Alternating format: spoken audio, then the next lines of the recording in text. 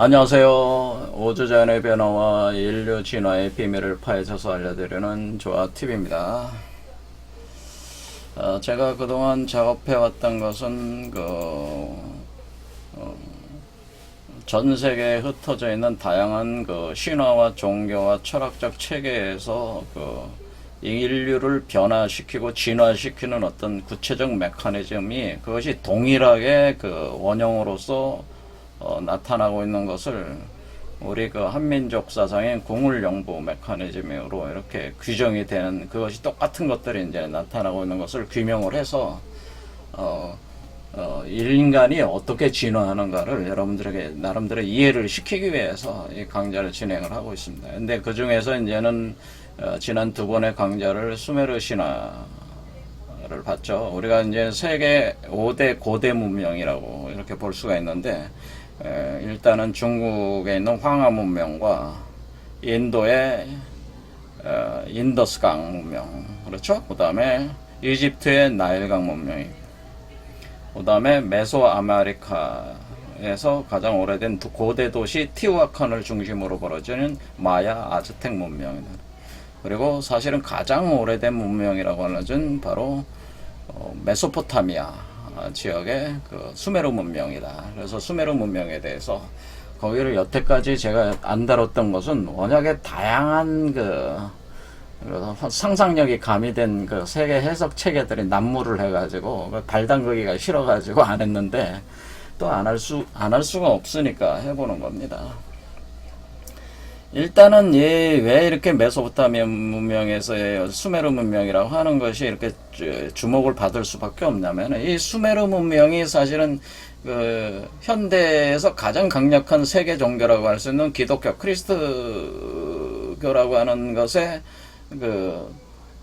중요한 어떤 경전, 그것이 성경 바이블이라고 하는데, 바이블에서 등장하는 유대의 역사라고 하는 것들이 사실은 이 수메르 지역에서 메소포타미아 지역을 중심으로 거기서부터 출발을 한 것이기 때문에 이 성경 자체가, 성경에 그려지고 있는 각종 역사적으로 이렇게 언급되고 있는 부분들이 백그라운드가, 사상 체계가 사실 수메르에서 어떤 배경으로 이렇게 강력하게 작동을 하고 있기 때문에 원래 그런 거를 찾아가려면 수메르 문명을 분석할 수밖에 없어서, 많은 사람들이 지금 수메르 문명을 이제 주목하고 그걸 분석을 자꾸 해보는 거죠.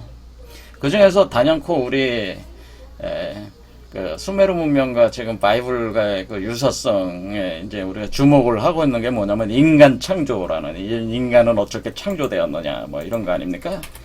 이런 거죠. 인간은 왜 창조? 이것이 바로 우리에게는 굉장히 중요한 어떤 그런 거죠.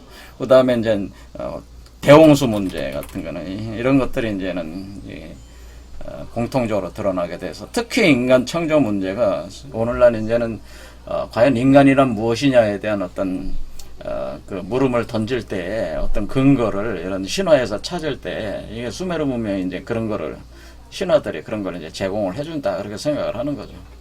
그런데 보통 기존에 이제는 해석하시는 분들이 주로 외계인 문명론에 이제는 경도가 돼가지고, 그래서 우리가 대표적인 사람들이 그레이엄 행콕이라든가 데니켄 같은 사람, 제카리아 시친 같은 사람들, 이런, 특히 이제는 제카리아 시친 이 양반이 그 지역에 아카드어라든가 아람어 같은 거, 이런 걸 나름대로 공부를 해가지고, 자신이 고대 언어들을 공부를 해가지고 서령 문자들, 점토판에 새겨진 서령 문자들을 분석해서 자기의 거대한 하나의 세계관을 구축을 하게 됐는데, 그게 이제 오늘날 이제 많은 사람들이 이제 종교화가 돼야 돼. 이게 한마디로 외계인 문명론이 종교화됐다. 그런 얘기예요. 제가 볼 땐 외계인 문명론이 종교화가 된 현상이다. 그래, 우리가 뭐냐면 기존의 종교들이 만족시켜주지 못하는 부분들을 왜 이렇게 이런 새로운 어떤 세계관들, 이데올로기들이 나오게 되냐면, 기존의 것이 만족을 못 시켜주니까 나오는 거거든요. 그 의문에 대한 답을 못 주니까 그런 거예요, 사실은. 그래서 외계인 문명론이 지금은 종교화가 돼가지고, 대표적인 종교가 뭐예요? 라엘리안 같은 거죠, 라엘리안.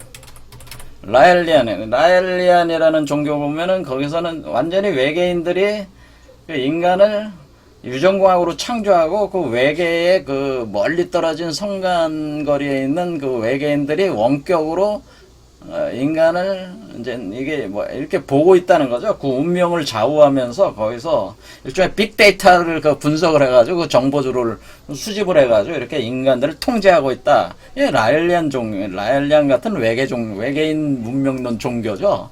예, 이와 같은 종교화가 지금 현상이 있다라고 하는 거죠. 그래서 이제 외계인이 우리를 창조한 신이니까 외계인을 이제 신으로 모시려고 하는 거죠. 신으로 모시는 거죠. 그 외계인을. 근데 그것이 지구 바깥에 있는 외계인들을 이제는 신으로 모시는 사람들이 외계인 문명론에 경도되어 있는 분들이 바로 그런 분들이라고 하는. 그러니까 사실은 제가 볼 때는 종교예요. 이것도 하나의 종교인데 종교화가 되어 있다고 하는 거죠. 그럴 때 여기서 이제는 그 외계인이 인간을 창조했다는 것을 좀 더 구체적으로 보여주고 있는 게 수메르 신화다 보니까 거기에 이제 기초해서 얘기를 이제 자꾸 하게 되는데, 물론 수메르 신화의 인간 창조에 대한 과정이 그 유전공학을 연상시키는 것은 사실입니다. 예, 제가 볼 때도. 그런데 우리는 분명히 인간을 창조한 원인이, 그러니까 인간을 왜 창조했습니까? 인류를 왜 창조했습니까? 할 때에 우리가 황금채굴을 위해서 기존의 그 신들이 이 지구상에 내려왔을 때 엔키라는 신이 자신의 아누나키들을 대동하고 이 지구상에 내려와가지고 그 에리두라는 그 도시, 첫 번째 도시를 건설을 하면서 여기 에리두라고 있어요. 여기 수메르에 여기 건설을 하면서 여기서 황금채굴을 할 때 그 황금채굴 작업이 너무나 고되다 보니까 결국에는 새로운 신들이 최고 신들이, 그러니까 수메르에는 뭐냐면 7명의 주신이 있어요. 여기 있습니다. 아누, 닌투, 엔키. 그러니까 닌투는 니누루상이라고 하네. 엔키, 엔닐, 요게 4대 주신이고, 나머지 셋, 난나, 우투, 이난나는 이슈타르라는, 이렇게 7명의 주신이 있는데, 여기서 엔키가 안에 장자라고 해요. 장자인데, 이 장자가, 그러니까 마다들이 처음으로 지구로 내려올 때에, 작은 신들을 대동하고 이렇게 내려왔는데, 그게 이제 그 전체 다 해가지고 아눈나키라고 하는 거야. 그러니까 아눈나키. 근데 이게 7명의 주신에 50 아눈나키라고 하는데, 요 또 작은 신들이 또 많이 있기 때문에, 그걸 대동하고 아무튼 내려왔단 말이에요. 내려와가지고 에리두에다가 도시를 건설한다. 거기 건설하고 에리두라고 하면서, 거기서 황금채굴을 할 때, 그 황금채굴이 너무나 고되니까 인간을 노예 노동자로 창조를 했다. 이렇게 되는 거예요. 여기 황금채굴에서 노예 노동자.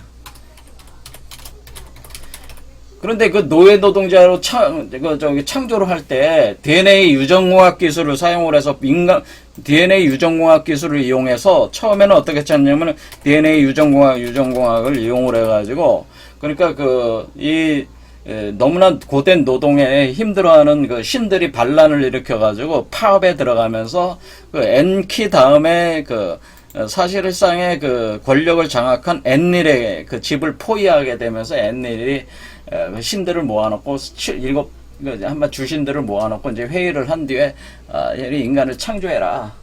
엔키가 최고의 지혜를 가진 자니까, 지혜를 가진 신이니까 엔키 형님이 맡아주셔.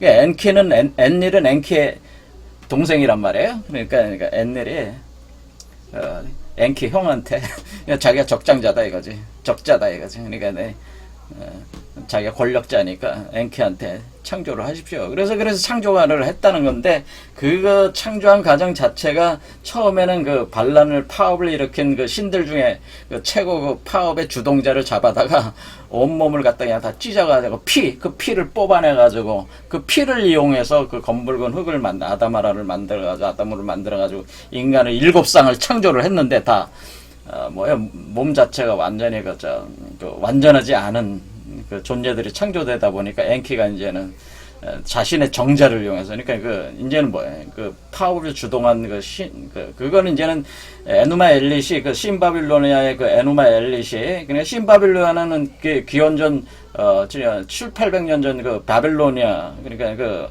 느부갓네살 왕이 바빌로니아 제국 만들 때 그때니까 사실은 상당히 그 뭐야 이렇게 멀죠.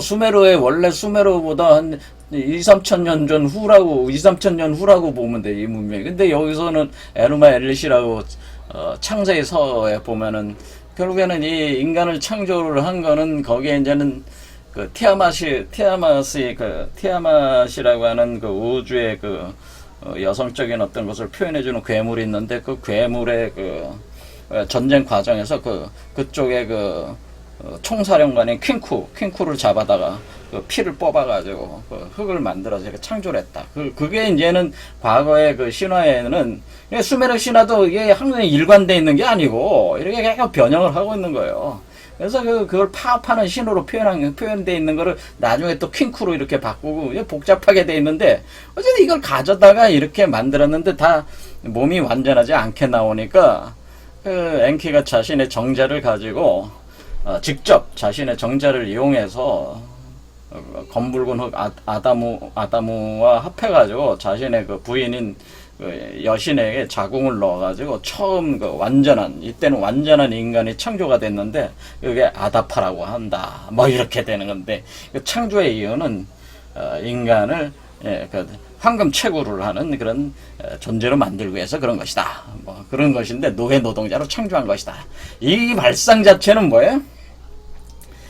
그러니까 우리가 외계인들이 이 신들이 인간들보다 우월하다. 그러니까 신들이 인간을 노예로 이렇게 삼기 위해서 창조했다고 하는 거는 굉장히 어떻게 거기에는 백그라운드에는 어떤 권력적인 그런 거 속성들이 이제는 거기에 내재가 돼 있는 건데 이런 경향들이 있다고 하는 거예요. 인간을 아주 신보다 낮게 보면서 신의 노예적인 노예의 어떻게 보면 이런 발상 자체가 사람들을 노예의식을 심어주는 그러니까 이게 지금 외계인 문명론이라고 하는 이 종교라고 하는 것이 결국엔 뭐냐면은 인간 노예화라는 너는 원래 노예로 창조된 거야. 인간은 원래 노예로 창조된 거야. 노동을 위해서. 그러니까 뼈 빠지게 일하다 죽으면 돼. 뭐 이런 식의 인간의 노예하는 건 무가치화죠. 무가치화.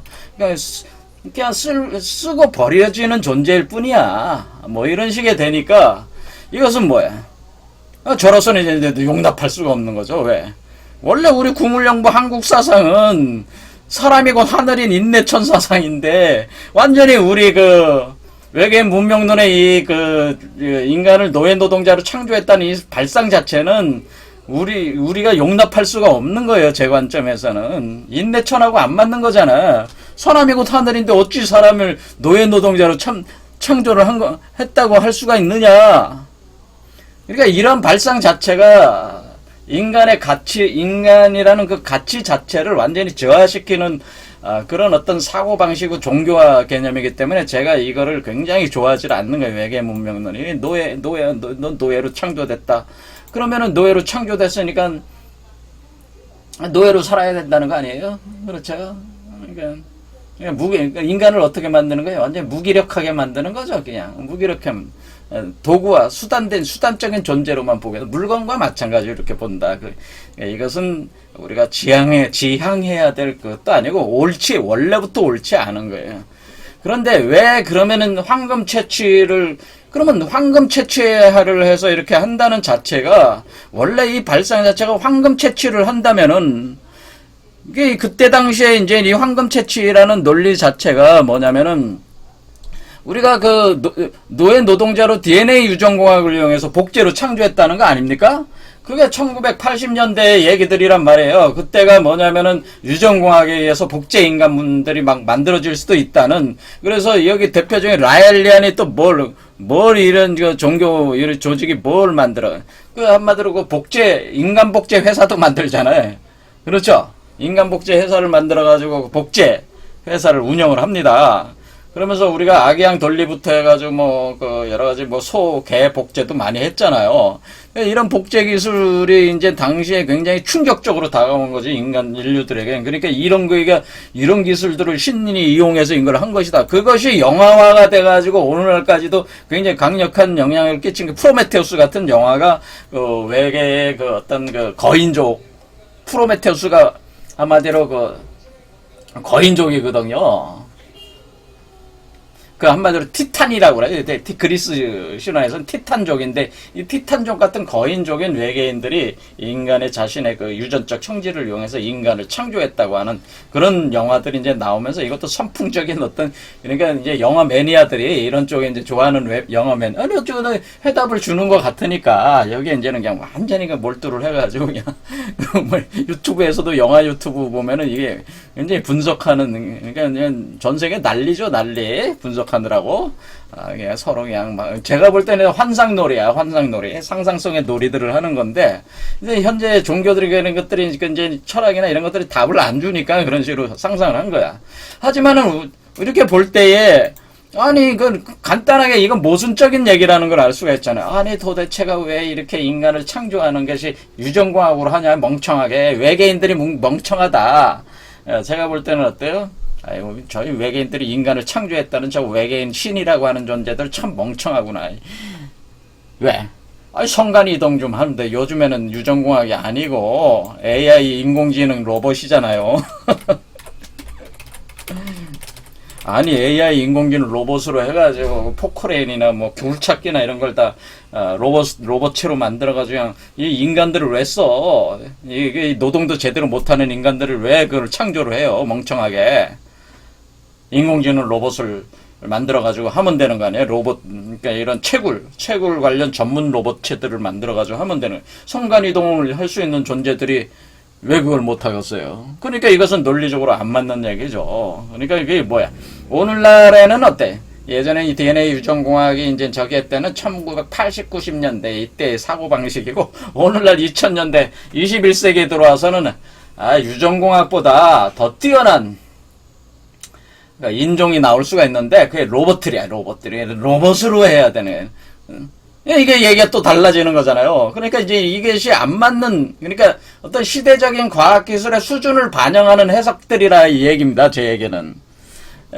그러니까 이게 안 맞는다는 거죠. 그러니까 그러면은 우리가 그런데 왜 근데 인간은 써 있는데 황금 채굴을 위해서 이게 있다고 이렇게 써 있으니까, 그러니까 이건 얘기는 뭐냐면은 결론적으로 이 황금이 뭐냐라는 게 이게 중요해요. 황금이 도대체 뭐냐? 왜 인간만이 채굴 가능하냐? 이렇게 질문하는 것이 오히려 인간을 황금 채굴을 위해서 인간을 창조한다는 주장을 할 때는 왜 그게 인간만이 가능하냐라는 거에 대한 그것이 논리적으로 백그라운드, 로봇은 안 되고 AI로는 안 되고 인간만이 가능하다는 그 논리가 있어야지 이것이 무너지지 않는다는 거죠. 그러니까 얼마나 허술한 이론들이냐, 이게. 그리고 무슨 3600년에 한 번씩 니비루가 날아와가지고 뭐 태양계 행성에서 3600년에 한 번씩 뭐 이렇게 공전을 했는데, 아니 뭐 이렇게 태양계 안에 있는 태양계 맨 끝에 가는데도 여기서 우리가 지구에서 지금 뭐, 보이저 1호 뭐, 이렇게 쏘아 올렸잖아. 보이저 쏘아 올렸잖아요. 자, 우리가 이제는 보이저 1호라고 이제는 외계로 이제 날려보낸 우주선 같은 거 있잖아요. 보이저 1호가 1977년에 9월 5일날 쏘아 올렸으니까 2012년 8월 25일 태양계를 통과했다고. 태양계를 넘어갔다고. 그러니까 우리가 태양계 자체로 보면은 어떻게, 그러니까 보이저 같은 것도 그냥 천천히 이렇게 가도 어떻게 가는 거예요? 지금 몇 년 걸렸어요, 이게? 23년이니까 35년 정도 걸렸잖아요. 그러니까 지구에서 쏘아가지고 태양계를 통과하는데 35년밖에 안 걸렸어. 근데 여기에 뭐 3600년에 이게 이제 공전주기 3600년이 돼가지고 3600만 년씩 한 번씩 외계인들이 거주하는 행성, 그것이 태양의 행성이 돼 있는데 전투 행성처럼 돼 있는데 거기에 아누나키들이 타고 3600년에 한 번씩 지구에 근접해가지고 니비루 파국을 일으킨다. 인류를 리셋한다라고 하는 논리 자체는 이게 안 맞는 거죠. 보이저 같은 것도 35년이면 오는 거리인데, 뭐 3600년에 걸려가지고 또 와가지고 그 짓을 해야 됩니까? 그러니까 이게 다 모순인 거지. 현대 과학적인 어떤 그런 것으로 볼 때도 다 이게 말이 안 되니. 그러니까 우리가 외계 문명론은 훨씬 인류보다 훨씬 높은 문명이라고 그렇게 가정을 할 때, 그게 모든 논리의 출발이 그거 아니에요? 근데 안 맞잖아요, 지금. 아니, 이게, 그러니까, 이런 이론들이, 일종의 그 종교야, 종교화가 돼 있다. 그런 얘기입니다. 그래서 이런 것들은, 제가 왜 그래서 이런, 이런 것들은 결국에는, 상상의 산물이고 종교다. 그런 것이 종교라. 그런 대부분의 지금의 종교들이 다 상상의 산물들이 상당히 또 많아. 그 내용성이. 하지만 거기에는 일말의 진실들은 있다라고 하네. 일말의 진실들은 다 있어요. 그런데 사람들이 그 일말의 진실들을 파악을 해가지고 이해가 되는 게 아니고 그 세계관 자체를 그대로 그 받아들일 때에 거기에는 어떻게 보면은 그러니까 한마디로 그 인생 낭비지. 그런데 이런데 에너지를 쓰고 하는 것 자체가 인생의 낭비가 돼버리는 거기 때문에 제가 볼 때는 좋은 일들은 아니다. 이렇게 이런 해석, 이런 세계관들이 사실은 이렇게 긍정적인 것만은 아니다. 부정적인 요소도 너무 많다. 이런 생각이 제가 드는 거예요. 일단은 제가 아까 말씀드린 대로 인간을 노예 노동자로, 그러니까 인간의 자기 가치 하락이라고 하는, 그러니까 우리는 인내천, 사람이고 하늘인 세상을 만들려고 하는 건데, 인간 이하의 한마디로 노예 노동자, 완전히 그걸로 만들어 버리니까, 이거는 맞지 않다. 그리고 이런 것이 또 현대 과학적 관점으로 볼 때도 차라리 창조하는 게 AI 인공 로봇을 만들었다거나 그러면 이해가 돼. 또 3600년 한 번씩 리셋한다는 건 뭐하라 그렇게 하냐. 언제든지 들어와서 그 지구 주위에다가 그냥 달에다가 기지 만들어 놓고 거기 앉아 있을 수도 있는 거고. 그럼 그 문명이 그 정도 된다면 못 하겠습니까? 그런데 3600만 한 번씩 와서 니비루가 무슨 파국을 일으키고 그런 얘기를 하냐. 이 얘기는 뭐냐면은 지금 수메르 신화에 대한 것들이 많이 비틀리고 왜곡돼 있다고 하는 겁니다. 제에게는 신화가 기본적으로 비틀리고 왜곡이 돼 있다. 그러니까 어떤 상상력이 그게 뭐야? 어떤 그 욕망, 우리가 이제는 그것을 뒤틀리고 왜곡이 된, 그러니까 이게 상상력, 소설을 쓰고 앉아있네, 이와 같은 얘기예요. 그러니까 일반적인 일말의 진실은 가지고 있지만은 일말의 진실을 내포하면서 합류하면서 기본적으로 비틀리고 왜곡돼 가지고 해석이 되고 있다. 해석되고 있다고 하는 거예요. 신화는 신화 자체로서 봐야 되는데 이런 거를 이게 신화 자체가 가지고 있는 그 메시지에 대한 이해가 좀 잘못돼 있다고 하는 거예요. 그러니까 잘못 해석하고 있다고 하는 거예요, 신화를. 그래서 제가 그 신화를 해석하는 데 있어서는 우리가 이것이 지금 제가 왜 이렇게 많은 신화들을 해석을 하고 공통의 그 원리를 끌어내는 거냐면은 우리가 그 공통의 해석 틀이 있다고 하는 것인데 이 수메르 문명의 수메르 신화가 이 공통적인 해석 틀에서 벗어날 수는 없는 거예요. 보편적 논리에 입각해서 해석이 돼야 되지 어떤 그런 수메르 문명의 이런 것을 특수한 어떤 그런 개념으로 가지고 이것이 보편화시키려고. 그러니까 지금은 어떻게 된 거예요?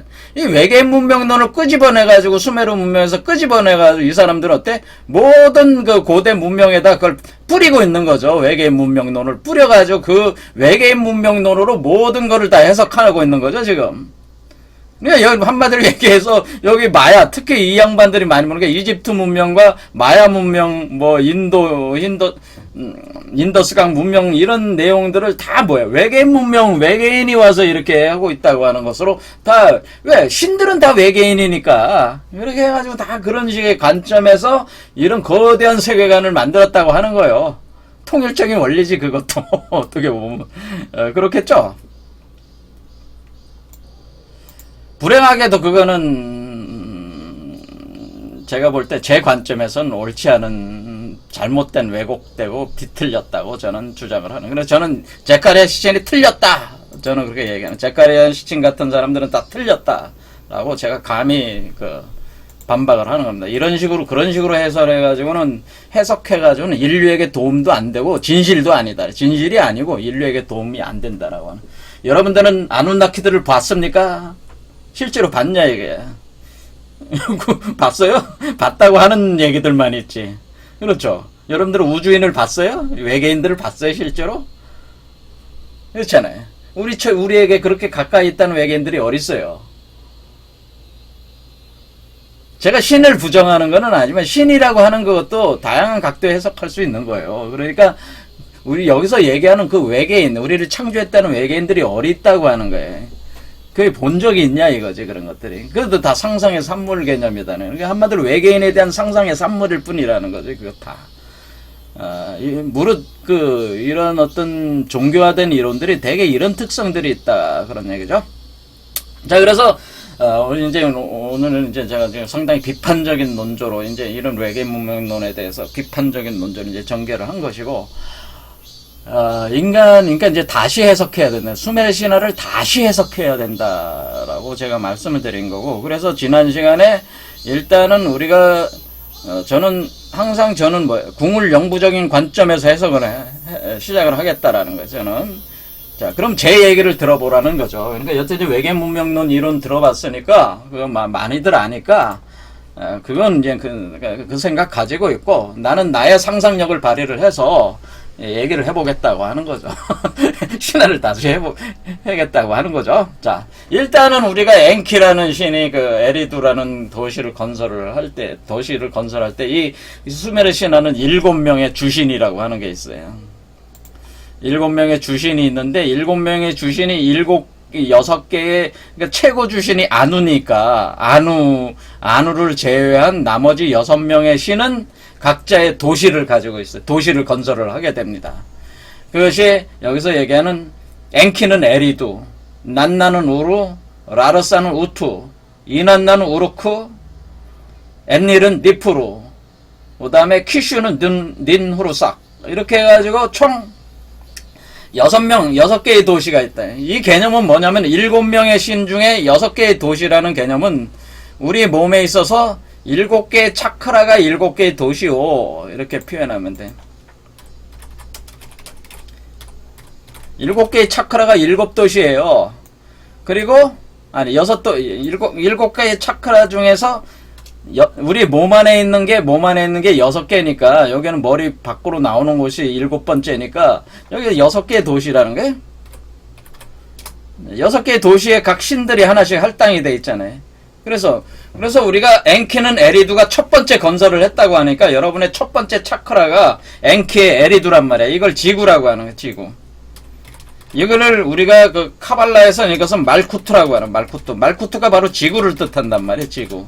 그래서 에리두가 원래 지구라는 표현이다. 우리가 지구라는 말, 어스가 에리두에서 나온 건데, 이것이 원래 말쿠트라는, 카발라에서 말쿠트라고 하는데, 우리가 그 행성을 할당할 때 지구 행성을 할당한단 말이에요, 이 첫 번째 차크라를.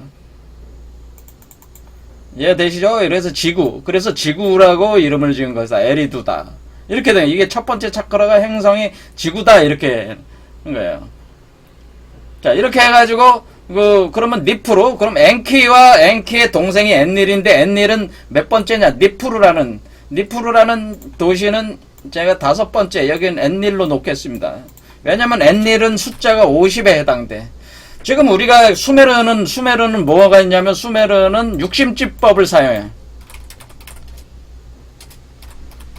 이것은 뭐예요? 60진법은 60갑자를 사용한다는 60갑자 개념이라는 게, 우리 동양에선 60갑자를 사용한단 말이야. 시공간을 표현할 때. 이게 또 60진법과 같은 얘기예요. 그 얘기는 뭐냐면은 우리의 현상적인 어떤 세계라고 하는 것은 육수의 안에 갇혀 있단 말이에요, 사실은. 우리가 칠수 밖으로 못 나오고 육수 안에 갇혀 있으니까 60진법에 쓰는 거라고, 이게 60진법. 이해가 되시죠? 그래서 수메르 거는 60진법을 사용한다. 수메르 신화에 나오는 내용들은 다 60진법 사용해서 60갑자에 대응되는 거예요. 그것은 바로 6개의 차크라에 대응되는 개념이에요. 그래서 그것이 1, 2, 3, 4, 5, 6, 7, 8, 9, 10 이렇게 가는 개념이니까 60갑자로 이 전체적인 어떤 세계를 표현할 수가 있는 거예요. 그래서 이것이 64개가 되는 거예요. 64개가 돼가지고 주역으로는 64개가 돼서 사계는 사윤계라고 해가지고 이것은 따로 떨어져놓고 60개를 가지고 나머지 다 돌리는데, 이것은 그럼 363개를 구축을 하는 거란 말이야. 363개. 그럼 363개니까 어떻게 보면은 여기 그 360년마다 한 번씩 이렇게 공전을 한다고 하는 개념 자체가 3600년이잖아요. 이게 36수에 기초해가지고 이렇게 되는 거란 말이에요. 그러니까 효 숫자로 보면은 360효가 된단 말이에요, 이게. 자, 36 곱하기 3600은 뭐야? 3600은 36 곱하기 100이잖아요. 그렇죠. 이렇게 해가지고 요 개념이 뭐예요? 이게 그러니까 60갑자 개념으로 이렇게 60갑자가 몇 번에 66에 36 할 때 360이잖아요. 그렇죠. 60갑자가 60 하면 3600이 되는 거죠. 이런 식으로 그 60갑자 개념으로 이렇게 구성이 돼 있다. 그런 얘기예요. 60진법으로. 자, 그래서 여기서도 지금 니비루가 다시 돌아와서 인류를 종말시킨 거야. 니비루가 지금 니비루 파국이라고 해서 니비루 카타스트로프라는 거는 카타클리즘이라고 그래서 이게 지금 니비루 대격변이라고 하는 것은 니비루가 와가지고 지구를 완전히 새롭게 파괴를 시켜서 종말시킨다고 이렇게 하는 개념들 자체가 3600년마다 도는 이 3600이라는 숫자가 여기서 우리가 60진법에서 기인하는 것이다라고 하는. 그러니까 니비루는 이게 태양계 12번째 행성은 맞아요. 근데 지금 우리가 있는 물리적 세계의 12번째 행성이 아니고, 물리적 세계에 있는 행성이 아니에요, 니비루가. 니비루는 제가 나중에 또 설명을 하겠지만, 어쨌든 이렇게 해가지고 우리가 여기서 N일은 50수에 해당되니까, 여기가 바로 N일이 한 니프루라는 일, N일. 니프루. 니프루는 그러면 니프루의 니는 뭡니까? 니프루 할 때 우리가 그 수메르 신화에 보면은 신들의 이름이 닌 이런 표현들을 또는 니비루 할 때도 뭐예요? 니비루 이렇게 쓴단 말이에요. 그러니까 앞에 뭐냐면은 닌우루싹 뭐 이런 식으로 니 이렇게 쓰는 건 뭐냐면은 우리말 님이에요. 이게 우리말 님 같은 얘기예요. 우리말 님이란 말에 너라는 뜻이잖아. 사실 너를 더 높이 부르는 말이잖아. 님께서. 그렇죠. 그렇게 하잖아. 그러니까 님비루, 님프루 이렇게 너라는 높이 부르는 말 표현이다라고 하는 거예요. 중국에서도 어떻게 불러?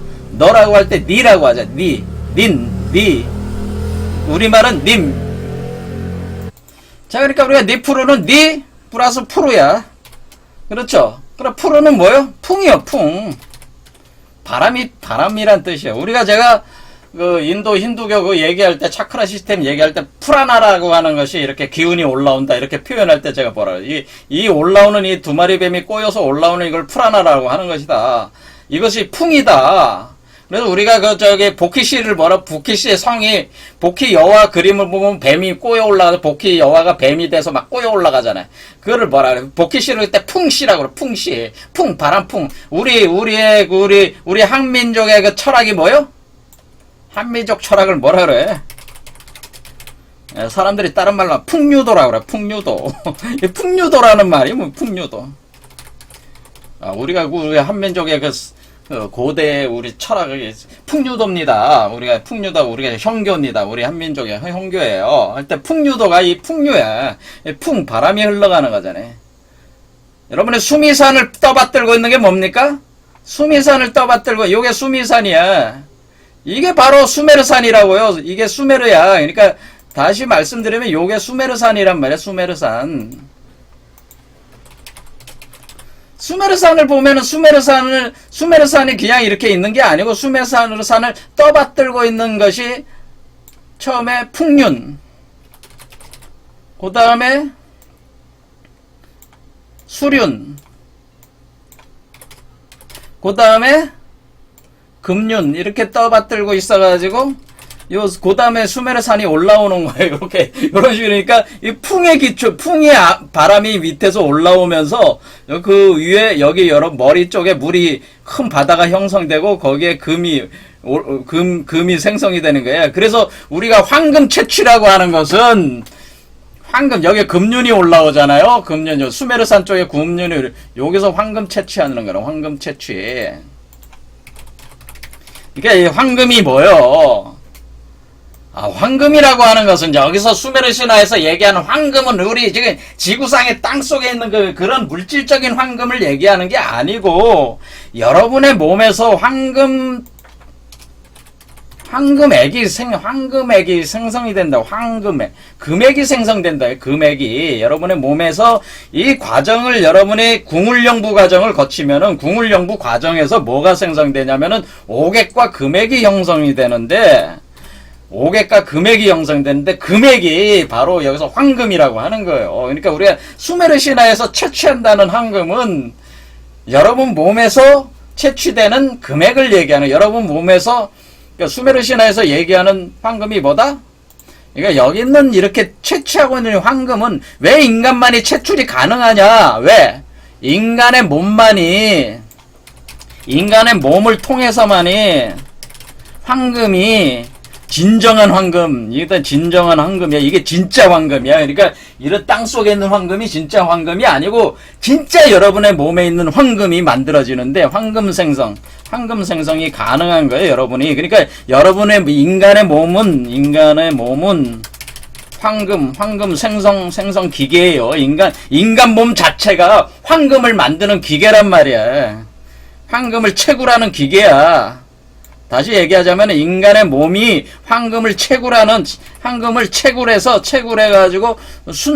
고순도로 만들어야 될 거 아니에요. 고순도로. 그렇지. 황금 채굴해서 재련시키는 황금 채굴 연금 재련해서 이렇게 만드는 기계가 인간의 몸이란 말이에요. 그래서 왜 인간을 창조를 했냐면은 인간만이 그걸 할 수 있기 때문에 만든 거예요. 그러니까 이게 AI 인공 로봇으로는 못 만들어. 이게 안 되니까.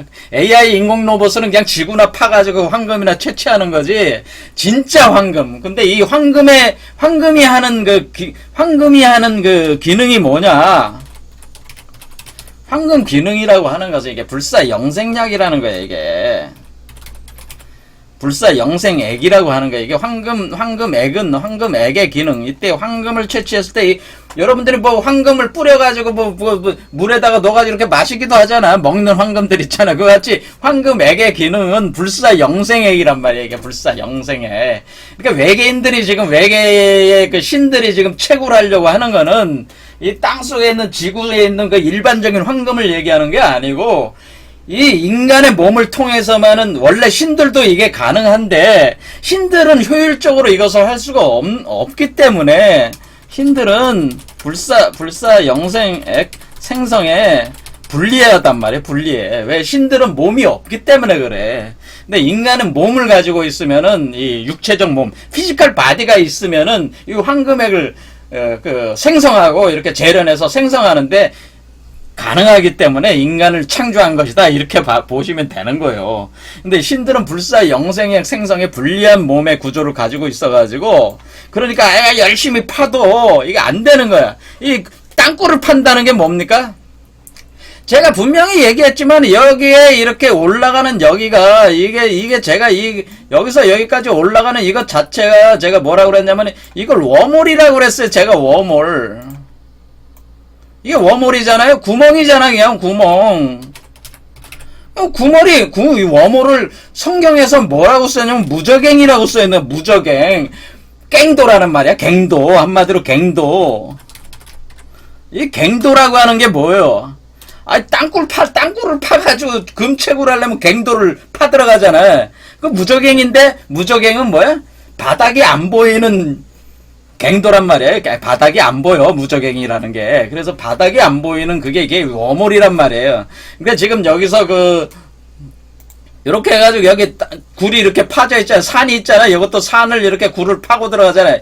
그럼 이거는 이게 갱도요. 갱도가 바로 무저갱이고 그 무저갱이 여러분의 몸이요. 몸속에 생성되고 있는 그 워몰적 구조를 표현해 준 거란 말이에요. 그러니까 수메르 신화에서 얘기하는 신들이 땅굴을 파가지고 거기서 막 이렇게 파내고 흙을 막 파내고 이렇게 하는 그래서 그걸 재련하는 거에 이게 바로 사실은 자신들의 몸을 이용을 해가지고 그 불사 영생액을 생성하는 그런 개념이란 말이에요. 근데 그것이 자신들의 몸을 가지고는 안 된다는 말이야. 당시에.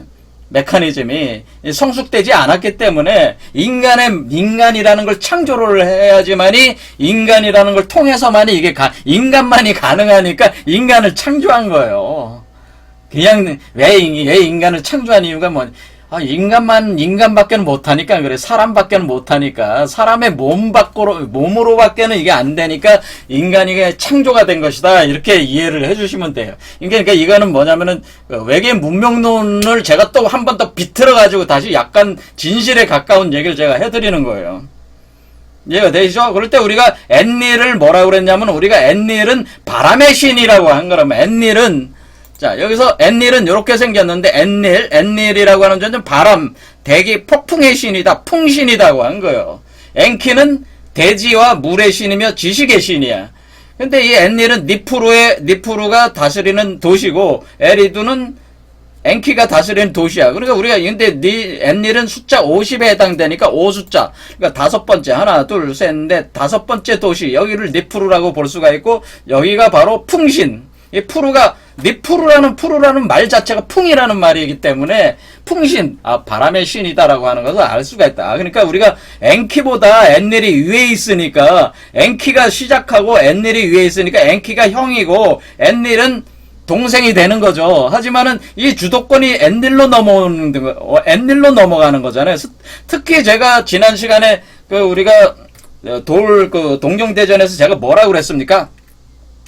5라는 숫자가 5황극이다 그랬어요. 그래서 여기서 5황극이 나오는 숫자이기 때문에 이게 우주의 우주의 주신인 안을 대체를 해가지고 자기가 우주를 다스리는 신이 된다. 엔닐이 적장자다라고 하는 개념이 이런 개념이란 말이에요. 수메르에서. 이게 5황극이거든, 여기가. 그러니까 엔키 다음에 엔키가 형이고 동생이고, 그렇지만 권력은 누구한테 가는 거예요? 엔닐이 있어가지고 엔키에게 인간을 창조하게 한다고 하는 것은 차크라적인 개념이라는 게 이것도 역시 마찬가지로. 자, 그래서 인간의 몸이 있어가지고 이렇게 바람풍이 올라와서 물이 또 생성되고 거기에 급륜을 만들어가지고 생성이 되면서 수미산이 올라오는, 이게 수메르산이야. 그래서 우리가 수메르 문명이라고 하는 거예요. 이런 개념이 그대로 투사가 돼가지고 우리가 메소포타미아 지역을 여기를 뭐라 그래?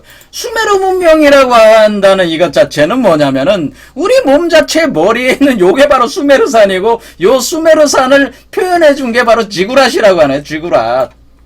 이 수메르산을 표현해 준 거야, 지구랏. 그래서 지구랏 수메르산 꼭대기에 신전이 있다, 이렇게 하는 거예요. 만신전이 있다, 이렇게. 그것을 이집트에서는 피라미드로 표현을 한 것이고, 그렇죠? 이런 식으로 보시면 된단 말이에요. 그래서 수메르 문명이라는 게, 수메르니까 머리수라고 그랬죠, 제가 머리. 그러니까 여기 지금 머리잖아요, 머리수. 메르라는 게 우리말은 머리라는 개념도 있고, 메르는 뭐야? 머리도 있지만은, 머리지만은 또 우리말로 우리가 산을 뭐라고 그래요? 우리가 매산 이렇게 하잖아. 매산. 우리가 산이라는 걸 매라고 그러는데 매. 그렇죠? 매산. 그래서 산을 매산. 그래, 그러니까 메르가 메르라는 말 자체가 산이라는 말이 또 있구나. 이렇게 되는 거예요. 그리고 운명의 서판을 매라고 하는, 운명의 서판. 이 운명의 서판을 엔닐이 엔키에게 준단 말이에요. 일단은 줘가지고 이거를 운명의 서판을 가지고 한마디로 운명의 주관자를 만드는 거지. 그래서 인간을 창조하고 이렇게 하면서 운명을 준다, 뭐 그런 개념도 되는데, 이 운명의 서판이라고 하는 것은 우주 절대 권력을 뜻하는 거기 때문에 요게 바로 수메르산이 우주의 중심이란 말이야. 사실은 요 메르의 매에 해당되는 그런 개념이에요. 근데 이 서판이라는 게 왜 어떤 개념입니까? 자, 이 서판이라는 개념은 우리 영부라고 했잖아. 영부. 부란 말이야, 부. 그러니까 어떤 서판은 뭐야? 글이 써져 있는 어떤 점토판이라는, 운명에 대한 글로 이렇게 쭉 써 있는, 이것을 거역할 수 없는 어떤 그런 법칙이 써 있는 그런 내용들이, 어떤 인간을 그걸 지배하는, 어떤 모든 사물들을 지배하는 법칙이 거기 써져 있는 부의 그걸 우리 궁을 영부의 부가 이 서판이란 뜻이야. 운명의 서판.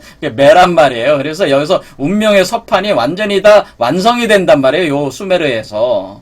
그래서 매라고 하는, 운명의 서판을 매라고 하는. 이게 다 이렇게 연관이 돼가지고, 지금 제가 어떻게 하는, 수메르 시나를 완전히 다시 해석한 거죠. 그러니까 니비루는 뭡니까? 니는 니 비루, 니비루라는 이 인류를 파국으로 몰고 온다는 니비루는 니 플러스 비루죠. 그러니까 이것도 니 플러스 비루라고 해가지고 제가 뭐라고 하는 게, 비루는 빛나는 별이란 뜻입니다. 빛나는 알이라는 뜻입니다. 비루라는 게, 그러니까 바빌론 하면 바빌론이다. 우리가 바빌로니아 할 때 바빌론이라는 게 뭐냐면 흰색이란 뜻이에요. 빌론, 빛나는 날. 바라는 건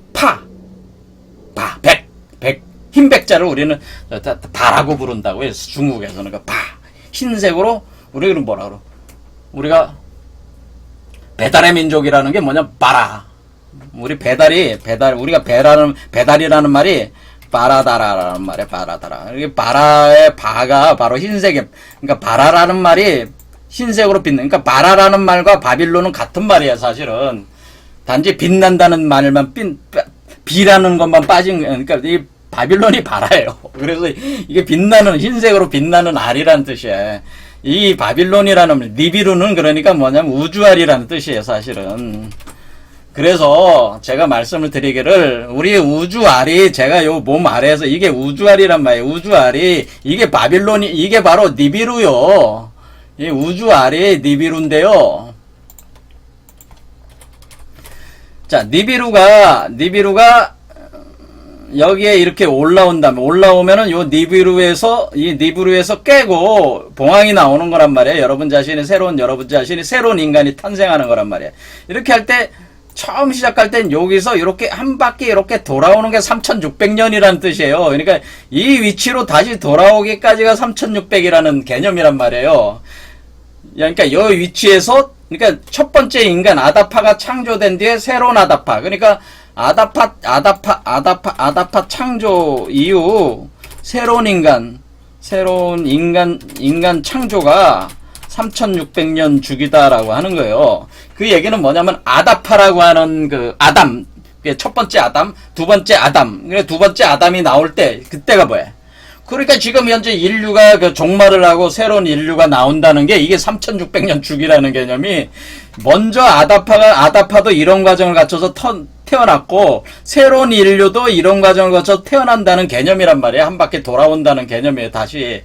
그럼 그때 새로 태어나는 그 존재들이 신인류가 되는 거지. 그 신인류가 지금 나온다는 거예요. 근데 예전에 아다파 창조 과정을 반복한다는 거예요. 그러니까 예전에 아다파는 닝기시다 이 두 마리 뱀이 꼬여 올라가는 걸 통해 가지고 창조가 됐을 때 완전한 지식을 가졌었지만은, 그때 아다파는 영생을 얻질 못했잖아요. 거부했잖아요. 근데 새로운 아다파는 영생을 얻게 된다고 하는 거예요.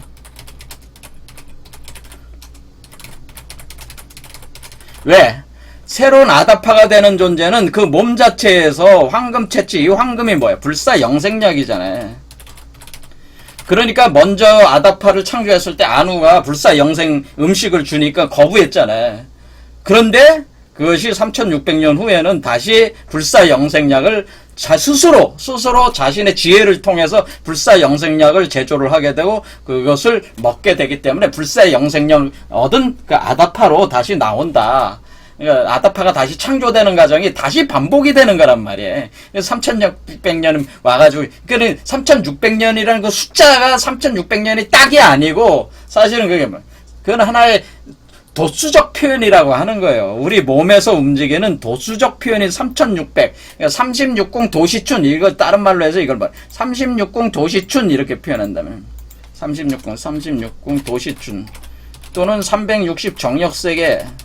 이렇게 표현한단 말이에요. 이렇게 한 바퀴, 360 정역세계가 우리 몸 안에 있단 말이에요. 그러니까 이것은 지금 현실에 있는 바깥에 있는 세계를 얘기하는 게 아니고 신들의 세계. 그러니까 여러분의 몸에 신명계가 있다고 하네. 어디서 신명계가 몸속에 있어요, 여러분. 신들이 다 어디 있는 거야? 인간 몸속에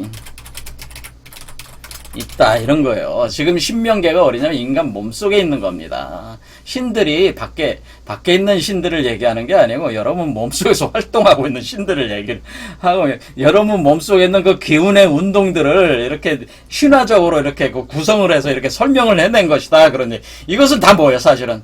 이것이 궁울영부 과정을 그냥 해석을 한 것 뿐이에요. 수메르 신화도. 인간이 신이 되는 원리를 설명한 것 뿐이에요. 그런데 그것을 가지고 외계인 문명론을 도입을 해가지고 이거를 하게 되고, 인간을 노예로 만들어버리고, 인간이 사람이고 하늘인데 그 없애버리고 그냥 인간을 노예로 만들어가지고 마치 그 처절한 이 자본주의 이런 신자유주의 어떤 그 악마적인 이 세계 자체의 구조를 공고히 하려는 발상을 자꾸 이런 논리로 정당화시키면 되겠습니까? 그건 아니라는 거죠. 우리 자신을 알아야 된다고 하는 거예요. 그러니까 수메르 신화도 그러니까 왠지 잘못 해석이 됐다. 자, 오늘 여기까지 하겠습니다. 감사합니다.